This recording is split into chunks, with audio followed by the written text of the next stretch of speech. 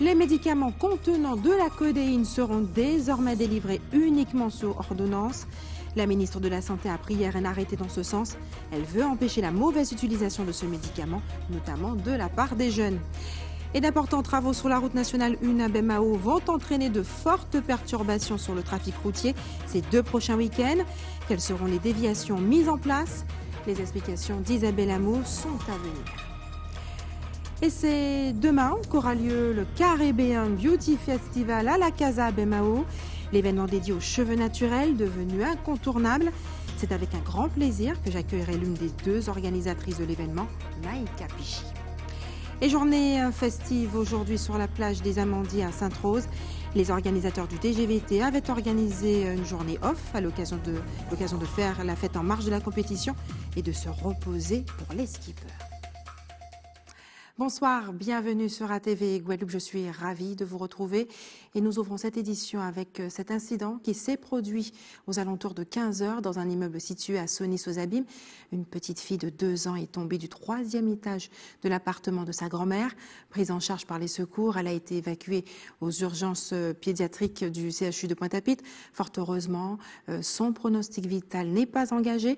Une enquête a néanmoins été ouverte pour déterminer les causes exactes de cet accident domestique qui rappelle celui qui a coûté la vie, souvenez-vous, à un petit garçon de 5 ans la semaine dernière dans un immeuble situé non loin de celui-ci. Et ce week-end s'annonce difficile sur la voie très fréquentée de la Jaille à Bemao. À compter de ce soir et ce jusqu'à lundi matin, la circulation sera interdite dès 20 h. Il s'agit pour Route de Guadeloupe d'effectuer des travaux de réfection d'un ouvrage hydraulique. Reportage Isabelle Hameau. Il y a quelques mois, une partie de la route s'était effondrée ici, causant par la suite une étroitesse de la chaussée.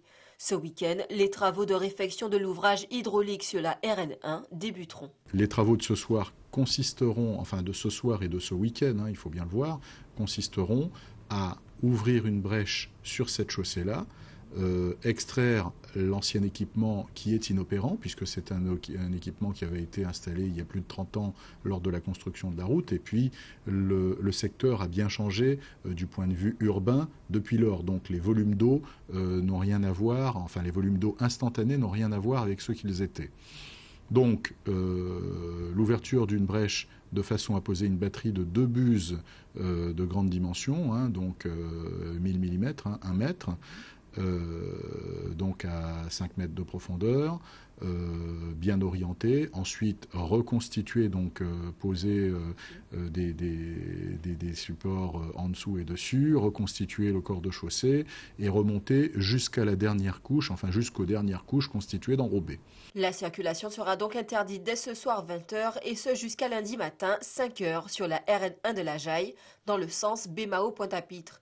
Quelques déviations sont mises en place. Pour les personnes qui sortent de Basse-Terre-Petit-Bourg, dira-t-on, qui veulent se rendre à Pointe-à-Pitre par la RN1, c'est une sortie de la RN1 au niveau de l'échangeur de Jabrin. Donc on passe par la RN10, c'est le boulevard de Welbourg, depuis Jabrin jusqu'au grand giratoire en forme de haricot au bout de la rue. Et ensuite, on prend la voie principale de Jarry pour regagner le pont de la Gabarre. Donc, ça, c'est une première option de déviation. La deuxième option, qui est plutôt réservée aux personnes qui viennent du nord Basse-Terre et de Bemao, c'est poursuivre sur la RN1 jusqu'à la zone de fermeture, c'est-à-dire l'échangeur de la Jaille. Et à ce moment-là, soit ils peuvent rejoindre le boulevard Marquisat de Welbourg et continuer l'itinéraire que je vous ai dit tout à l'heure, ou soit ils peuvent prendre la rue Thomas Edison, qu'on appelle aussi voie 0, c'est la contre-allée de la RN1, et venir sortir au niveau de McDonald's pour reprendre la RN1. Les travaux se poursuivront également du jeudi 20 juillet au lundi 24 juillet, cette fois-ci dans le sens Pointe-à-Pitre-Bemao. Utilisé pour venir à bout des grosses douleurs, notamment par les femmes souffrant d'endométriose, la codéine figure désormais sur la liste des médicaments délivrés uniquement sous ordonnance. Une mesure prise hier par la ministre de la Santé pour éviter la consommation de mélanges qui ont provoqué de nombreuses intoxications et au moins 2 décès en France hexagonale depuis 2015. Les précisions d'Isabelle Hameau. La ministre de la Santé, Agnès Buzyn, l'a annoncé, la codéine et les autres dérivés de l'opium seront désormais délivrés sur ordonnance. L'idée est de mettre un terme à des pratiques addictives dangereuses et potentiellement mortelles liées à l'usage détourné de ces produits. Et pour cause, la consommation de ces produits est de plus en plus fréquente chez les ados. Ceux-ci consomment des cocktails à base de codéine, d'antihistaminiques et de soda, appelés Purple Drunk. Cette consommation fréquente a déjà été soulignée par le ministère depuis 2015, mais n'a pour autant pas pu éviter un drame récent, notamment le 2 mai dernier, quand une jeune fille de 16 ans décède d'une overdose dans les Yvelines. Sa mère a lancé une pétition pour l'interdiction de cette nouvelle drogue des ados. Jusqu'à présent, ces médicaments de type antidouleur pouvaient être délivrés sans ordonnance s'ils contenaient une quantité de principes actifs inférieure à un certain seuil. Aujourd'hui, la vente de ces derniers sur les sites internet des pharmacies n'est plus possible. Et partons maintenant dans le Nord Grande-Terre. Chaque année, la commune de Port-Louis organise la quinzaine du littoral. Pour cette édition 2017, elle propose en partenariat avec le Parc national une plantation d'arbres sur la plage du Souffleur avec la participation des personnes âgées de l'EHPAD Soleil en eau. Linda Kayarsi a assisté à cette replantation. Ce matin, sur la plage de Port-Louis, les CLSH ont décidé de faire la chasse aux déchets. Ben oui, parce que après c'est pour nos futurs, vous voyez, si on pollue, par exemple nos enfants, ils auront des plages dégueulasses, des plages, voilà, on n'aura pas envie d'aller à la plage, s'amuser. Désormais, tous ces jeunes sont des ambassadeurs d'un environnement plus sain. Comme tout le monde l'a remarqué, nos plages sont sales, donc on essaie de commencer aux plus jeunes, donc on les sensibilise à ramasser les déchets sur les plages. Il faut savoir qu'une bouteille en verre qu'on jette, elle prend 1000 ans pour se dégrader, par exemple. La propreté et la consolidation du littoral passe aussi par la plantation de nouveaux arbres, un défi intergénérationnel. Je viens de planter un arbre pour la nature, pour que la nature soit un peu décorée et aussi pour aussi nous protéger. La beauté du paysage, et ça fait plaisir que les enfants ont été avec nous aussi. Ils ont été accompagnés, ça c'est très bien. Au moins, eux, ils font quelque chose de bien. Ils apprennent à planter, c'est très bien. Mission accomplie pour le Parc national qui, depuis plusieurs mois avec la commune de Port-Louis, veille à ce reboisement. La commune et le Parc national, on a dans un premier temps enlevé tous les arbres qui étaient dangereux pour les personnes qui viennent sur la plage. On les a coupés, on a aussi élagué les arbres qui étaient encore en bonne santé mais qui avaient des branches défectueuses. Ensuite, on s'est dit qu'on ne peut pas simplement couper des arbres, mais entrer dans une démarche de replantation pour qu'il y ait toujours des arbres qui créent de l'ombre sur la plage. C'est la quinzaine du littoral, parce que nous avons l'une des plus belles baies, la plus belle rade, j'allais dire du monde. C'est prétentieux de ma part, mais en tout cas, elle est très belle. J'en ai pas vu plus belle, c'est pourquoi j'allais dire la plus belle. Alors, qui peut nous offrir beaucoup de potentialités, beaucoup de richesses, et je voudrais que les Port-Louisiens puissent s'en approprier, mais aussi que les Guadeloupéens puissent bien venir contempler effectivement cette belle baie, mais aussi ce beau littoral. Reste maintenant à maintenir les lieux propres. Et rappelons que plusieurs communes de la Guadeloupe doivent lutter contre l'érosion et que les racines des arbres peuvent contribuer justement à retenir les arbres en question. Et nous restons dans le Nord Grande-Terre sur la plage de Port-Louis. Elle est réputée pour être l'une des plus belles de l'archipel. Avec son eau cristalline, elle attire de nombreux touristes, mais aussi les locaux. Karen Diamé a souhaité comprendre en quoi celle-ci est-elle si unique. Caméra en main, sandales aux pieds, elle y a passé la matinée. On regarde. Réputée pour son sable blanc, la plage du Souffleur offre une multitude de possibilités, comme les activités nautiques. Oui, on a un très beau plan d'eau pour ça. On peut faire du flyboard, de la bouée tractée, du paddle. Et on a un plan d'eau vraiment qui est adapté à ça. Oui. Donc on a des gens de toute la Guadeloupe qui viennent, de Petit-Bourg, Cap-Esther, un peu tout le monde, enfin toutes les communes de Guadeloupe. Comme c'est une plage familiale, tous les week-ends, il y a des gens qui viennent en famille pour profiter de cet endroit où il y a plein de carbets, ils peuvent venir pique-niquer et donc profiter en même temps des activités nautiques qu'on leur propose. Des marchands ambulants ont eux aussi pu s'installer et profiter de l'affluence de la plage à certaines périodes. C'est seulement quand il y a des vacances, quand nous sommes en pleine vacances comme juillet, août, oui, il y a un petit peu de monde qui passe. Et pour la saison touristique, et le reste de l'année, il n'y a rien, il n'y a que la plage. Il n'y a pas, comment on dit, il n'y a rien pour que les gens puissent visiter, pour regarder, pour voir. La plage est toujours pareille, hein? C'est une seule chose que peut-être il n'y a pas sargasses, on dit. Les trucs là qui viennent à la plage là. Ça, il n'y a pas ça ici à Port-Louis. Avec ses carbets aménagés et ses 2 barbecues flambant neufs, la plage accueille également les groupes venus se détendre. Nous sommes là parce que c'est Port-Louis, bien sûr. C'est la plage de Souffleur, une plage qui est très fréquentée par tous les Guadeloupéens. Et les enfants aiment bien. Ils font la natation aussi pendant l'année scolaire le mercredi. Donc ils aiment, ils sont déjà habitués. Ils fréquentent les lieux assez souvent avec nous ou encore avec leur famille. Et nous avons les maîtres nageurs qui nous attendent déjà. Pour préserver les atouts de cet espace touristique, la municipalité a lancé l'opération Quinzaine du littoral. Objectif, prolonger l'espérance de vie de la plage du Souffleur. Et ce mois de juillet est aussi synonyme de spiritualité pour les catholiques. Depuis le début du mois, messes, prières, adorations, conférences en enseignement sont dits en l'église du Mont-Carmel à Basse-Terre.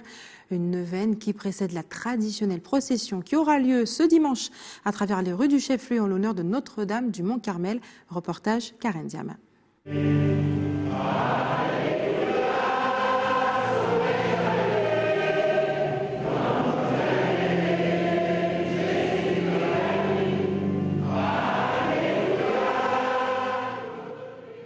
Célébrer et prier Notre-Dame du Mont-Carmel, un rituel religieux auquel des centaines de fidèles s'adonnent chaque année. Dans ces 9 jours, donc, les chrétiens de la Guadeloupe et des îles environnantes se rassemblent pour d'abord célébrer l'Eucharistie tous les matins à 6 h, une autre célébration midi, et dans cette journée, il y a des temps de prière, d'adoration du Saint-Sacrement, le chapelet médité, et puis aussi des plages importantes où des gens viennent justement se confesser, donc recevoir donc le pardon de Dieu, le don de son amour.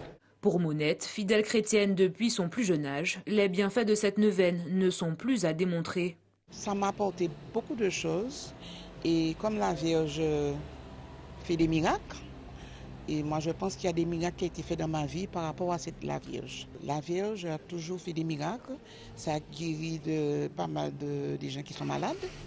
Et puis aussi ça me permet de voir l'ampleur des gens qui insistent de toujours venir à cette neuvaine. Et je pense qu'ils ont les mêmes avis que moi. Parallèlement aux prières journalières, les fidèles peuvent découvrir à proximité une exposition pédagogique sur les origines de cette Dame du Mont-Carmel. Bien des gens croient que Notre-Dame du Mont-Carmel est natif natal à Basse-Terre. Alors, le premier temps, c'est de faire comprendre que le Mont-Carmel, ça vient d'Israël, la province nord d'Israël qu'on appelle Haïfa. Et la deuxième chose, c'est que Notre-Dame du Mont-Carmel n'est pas vénérée uniquement en Guadeloupe, mais dans bien des pays, surtout l'Amérique latine qu'on peut voir, et les pays latins d'Europe, l'Espagne, Malte, l'Italie, etc. Si ce rendez-vous annuel perd en fréquentation, pour l'Église, il s'agit de poursuivre un travail ancestral dans des temps modernes. Il est important de continuer ce rassemblement parce que je crois que c'est un temps fort de nourriture pour les chrétiens, d'aller à la rencontre de l'Évangile, de la parole de Dieu, et aussi de pouvoir justement vivre cette évangélisation. Donc trouver les ressources nécessaires pour justement porter la bonne nouvelle au monde. La neuvaine s'achèvera ce dimanche 16 juillet par une série de rites religieux célébrés par Monseigneur Ioreux. Sans oublier l'incontournable procession mariale de la Madone du Mont-Carmel. Restez sur ATV Guadeloupe dans quelques minutes. La journée off du tour de la Guadeloupe de voile traditionnel. Et puis lumière sur le groupe K, Bizarre, un groupe de jeunes musiciens autodidactes qui ne cessent de monter en gamme. Mais avant, direction la plage des Amandiers à Sainte-Rose. Ce jeudi était un jour de repos pour les skippers qui concourent autour de la Guadeloupe de voile traditionnel. La sueur et l'effort avaient laissé ce jour la place à la musique et aux animations en tout genre. Un reportage Jacques Canval, Moïse Dexter. Le TGVT a fait relâche ce jour à Sainte-Rose. Après avoir longé toute la côte sud de la Grande Terre pour nous offrir une compétition populaire et de qualité, la caravane a opté pour un day off tout en détente sur les plages de Sainte-Rose. Une journée où les équipages vont reprendre des forces pour tout donner pour les 4 jours, à venir. Donc ce qui va peut-être d'ailleurs reconfigurer un petit peu, comment je peux dire, les dernières étapes, parce qu'il y a des équipages qui disent ouais mais les marins ils savent faire la fête, c'est dur en mer mais quand on arrive à terre on fait la fête. Parce que ça permet quand même de se reposer, faire des petites bricoles et de se retrouver avec l'équipage pour faire un petit point sur l'ensemble de la compétition. Dès qu'il s'agit de voile traditionnel, sur mer ou sur terre, il y a toujours un infatigable Tellier pour dire son mot. Le bilan, il est plutôt mitigé. On a fait du très très bon et on a fait du très mauvais. Donc hier, on a su limiter la casse. On est 3e au général. Maintenant, pour repasser premier, ça va être très compliqué. Tout va bien. On est au soleil, on est aux Antilles, en Guadeloupe. On est au mois de juillet. Les gens sont en France. Je ne sais pas ce qu'ils font ici. Il faut qu'ils viennent ici. Demain, on prend le même parcours en sens inverse et on recommence. Sauf que les concurrents devront naviguer avec un vent d'est à sud-est et gérer de véritables rafales sous les grains orageux. Et il est devenu l'événement incontournable dédié aux cheveux naturels. Le Caribbean Beauty Festival ouvrira ses portes demain à la salle de spectacle La Casa à Bemao. De nombreuses personnalités seront présentes, notamment la danseuse officielle de la chanteuse américaine Beyoncé. Naïka Pichi, bonsoir. Bonsoir. Merci d'avoir accepté notre invitation, Naïka.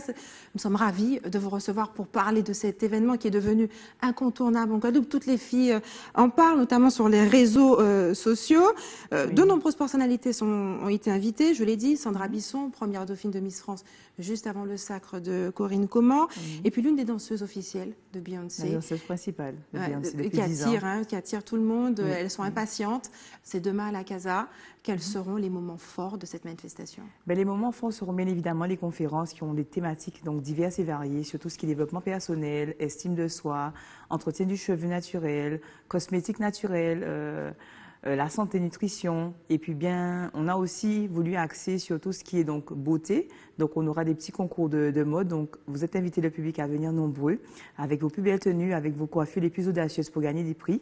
Et on aura aussi un défi de clôture qui va être fantastique, qui va être génial avec Segundo Pisso, Glam Ethnique, et également Christelle Marcos qui nous vient de la Martinique. Ça commence dès le matin avec des ateliers très précis, comment atteindre ses rêves avec Milady. Avec Milady, voilà. Et des blogueuses, des thématiques. Alors on a le sentiment qu'il s'agit d'un parcours élaboré non seulement pour apprendre à prendre soin de ses cheveux, mais à s'accepter en tant qu'individu. Oui, c'est bien ça. C'est s'accepter en tant que femme, c'est un peu un retour aux sources. C'est un peu accepter un peu la femme dans son imperfection, la femme belle, la femme ronde, la femme fine, la femme haute, la femme élégante, la femme crépue, bouclée, frisée. Et on essaie vraiment de faire passer un message. Nous sommes belles comme nous sommes. Et puis, pour être bien au niveau de ses cheveux, il faut être bien aussi à l'intérieur. Donc, c'est pour cela qu'on a décidé de faire un festival sur le bien-être aussi. Donc, bien manger, bouger, sortir, se déstresser, les massages, puisqu'il y aura aussi des masseurs. Il y aura 3 masseurs. Il y aura le spa mobile qui sera présent, ainsi que 2 autres masseurs qui vont faire des massages minutes, conseils pour du drainage, des soins d'amincissement. Vraiment, venez. Beaucoup d'exposants. Cette année, on a fait fort. On a plus de 29 exposants qui seront là pour vous, avec des produits pour les cheveux, produits de maquillage. On aura des gens qui sont là pour le coaching en image, des vêtements, des bijoux, donc bijoux en cuir, bijoux en wax, bijoux en plaqué or, des colliers à corps. On aura des produits capillaires, des huiles. Vraiment, venez. Et puis de super belles femmes qui représentent tellement bien la beauté du cheveu naturel, exactement, bouclé ou crépus. Un festival dédié aux cheveux naturels afro. À y regarder de plus près, ça c'est quand même surprenant, étonnant. Il n'existe pas de festival dédié au type de cheveux caucasiens. C'est important pour la femme noire, les femmes noires? C'est important pour les femmes noires un peu de se valoriser, de prendre conscience. Je pense qu'il y a une véritable prise de conscience, une redécouverte de soi-même qui permet justement de mettre l'accent dessus. Parce que c'est vrai, pourquoi nous? Pourquoi faisons-nous ce type de festival? Parce qu'effectivement, on a besoin de se rassurer, on a besoin de se montrer qu'on peut faire. Et c'est pour ça qu'on fait venir ces personnes de l'étranger, pas pour nous dire comment, mais pour partager leur expérience. Ce sont des personnes qui ont commencé des fois au bas de l'échelle et qui sont maintenant donc qui ont du succès parce qu'ils ont pris conscience de ce qu'ils étaient, ils l'ont assumé et qui sont allés de l'avant. Il faut le préciser pour les téléspectateurs, il s'agit de blogueuses qui viennent comme ça du monde entier, qui sont très connues sur les réseaux sociaux. Elles ont énormément de followers. Ah oui, là on est complètement à près de 1 700 000 followers. Les femmes qu'on a fait venir, donc ça représente énormément. C'est quelque chose qui marche maintenant. Les blogueuses, elles sont presque des stars. C'est un métier maintenant.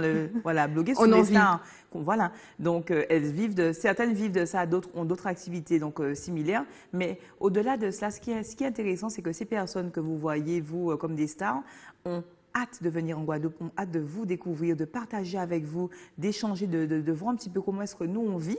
Et ça, c'est ce que je trouve vraiment sympa, c'est vraiment cette partie, on échange avec l'autre, on apprend de l'autre. Donc, et puis, on est contente avec Johanna de mettre les pleins feux sur la Guadeloupe. J'ai des amis de Trinidad qui m'ont appelé pour me dire « Mais Naïka, l'événement se passe où ?» Parce qu'on en parle à Trinidad partout. Parce que DJ Charlotte fait une communication assez intense dessus, puisqu'on fait venir une DJ qui a ce charisme et qui nous montre qu'elle arrive à évoluer dans ce monde masculin. Et elle sera là pour pouvoir ambiancer le festival. Voilà.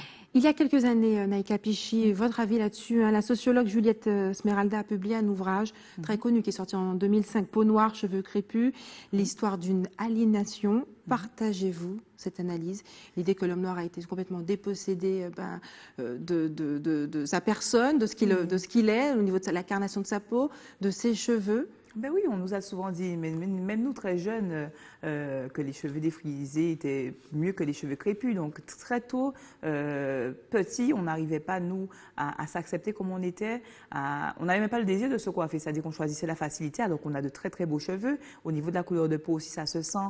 Quand on est un petit peu trop foncé, on reçoit certaines réflexions. Donc effectivement, il y a eu justement... on nous a souvent montré que l'autre était plus beau que nous. Et là, je pense qu'il y a une prise de conscience et on se dit, mais non, on est beau, on se vaut bien et il faut qu'on puisse accepter, qu'on s'aime et qu'on puisse justement se valoriser. Le cheveu naturel maintenant est complètement, démocratisé. Démocratisé. Après, il reste encore certaines barrières par rapport à... le cheveu grainé, par exemple. C'est bon? C'est accepté? Il a accepté le cheveu grainé?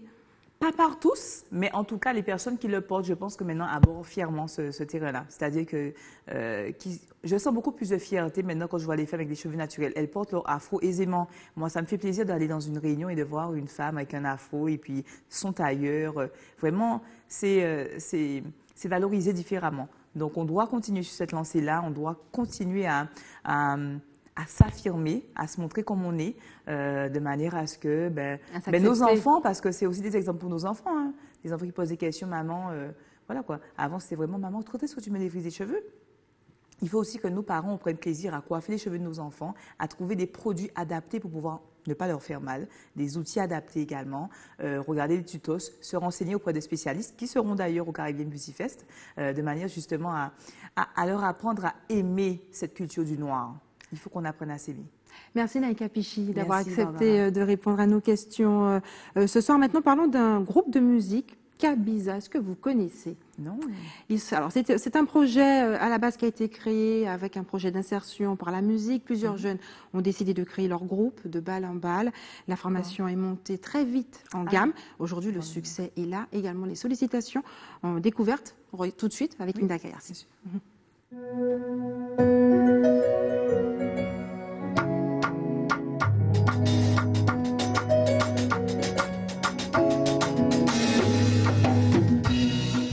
Pour certains, leur visage et leur nom sont méconnus, mais pour leurs fanatiques, Rulio, Michael, Davy, Manuel et Ricardo forment le groupe Kabiza. Moyenne d'âge, 17 à 23 ans.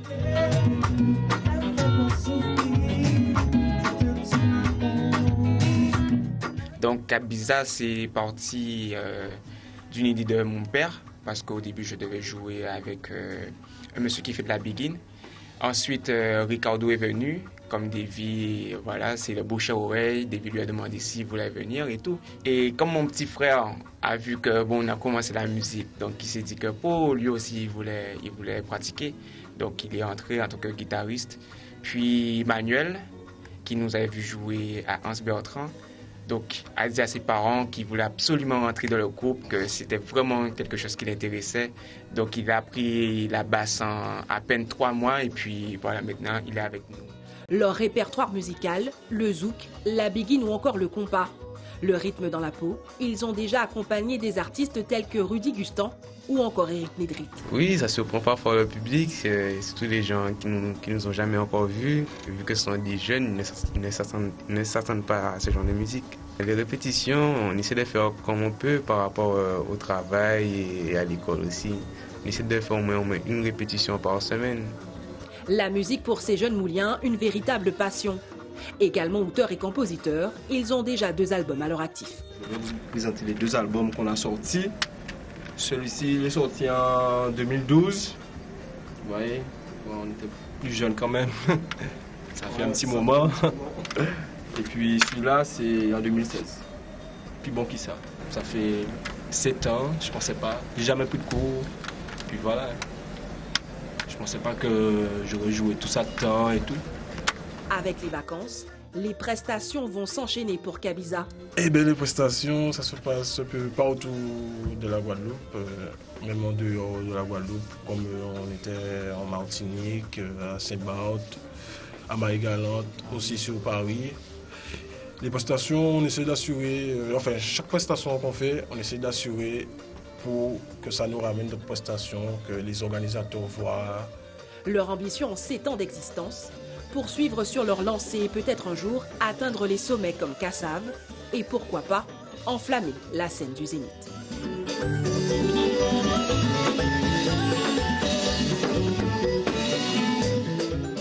Nous souhaitons vraiment viser le plus haut parce que pour le moment on essaie de faire un travail, mais il faut vraiment travailler davantage parce que moi, je veux que, franchement, Kabiza soit le numéro 1 en termes de groupe. Donc, nous allons nous donner les moyens pour vraiment atteindre notre objectif. Rulio, Michael, Davy, Manuel et Ricardo sont toujours prêts à tout donner sur scène pour le plus grand plaisir de leurs fanatiques. Et on leur souhaite une belle route. C'est l'heure maintenant de la Minute Cinéma.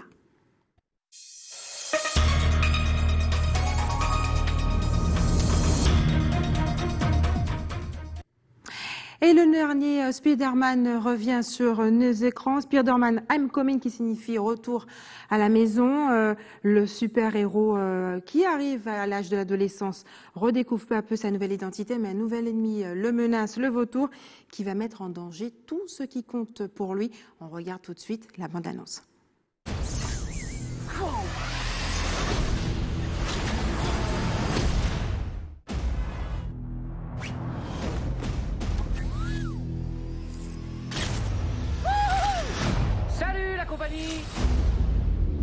Pour devenir un Avenger, il y a genre une période d'essai ou un entretien? Fais-moi plaisir. Contente-toi d'être l'araignée sympa du quartier. Maintenant, fais profil bas. C'est toi, Spider-Man, celui de YouTube. Tu peux appeler une armée d'araignées? Non, Ned, non. Tu le connais, lui aussi. Je lui ai piqué son bouclier. Je peux essayer le costume? Ça déchire. Les riches et les puissants comme Stark, ils n'en ont rien à faire de nous. Le monde change, les amis. Il est temps qu'on change, nous aussi. Ces armes sont hyper dangereuses.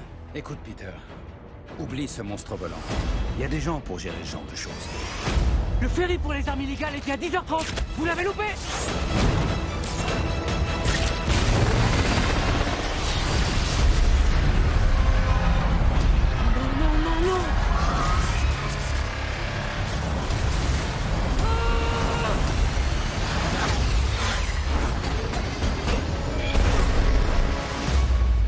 T'imagines si quelqu'un était mort? J'essayais d'être comme vous. Je veux que tu sois meilleur. Je vais reprendre le costume. Mais je suis plus rien sans lui. Si tu n'es rien sans ce costume, c'est que tu ne le mérites pas. J'ai pas assuré. Tu dois arrêter de porter toute la misère du monde sur tes épaules. Je veux que les choses soient claires. Je ferai tout ce qu'il faut pour protéger les miens. Je sais qu'on se comprend.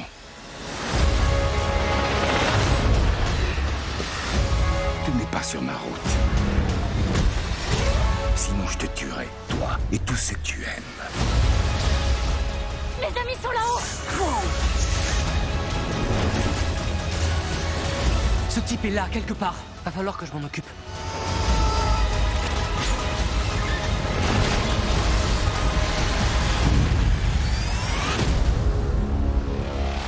Surtout, ne tente rien de stupide.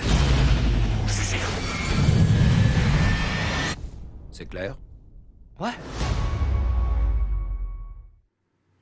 Et c'est l'heure des informations pratiques maintenant. L'équipe de l'établissement français du sang vous donne rendez-vous demain à l'avenue de l'Europe à Saint-François de 8h à 12h30. Et les services de la préfecture et de la sous-préfecture seront fermés demain, vendredi 14 juillet, jour de la fête nationale.